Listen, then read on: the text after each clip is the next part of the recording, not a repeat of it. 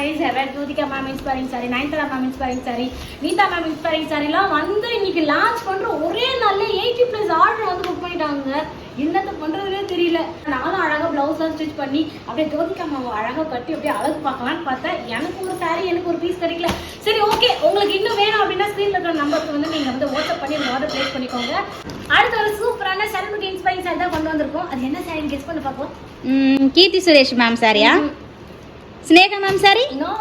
ஏதாச்சும் க்ளூ கூட. ஐயோ என்னாச்சு, ஏன் அடிச்சுக்கிறீங்க? சப்பனரி வேராயா சப்பட. ஓ ஸ்ரீலா மேம் சாரியா? சத்தம் வரக்கூடாது, கிசு கிசுன்னு சத்தம் வரக்கூடாது.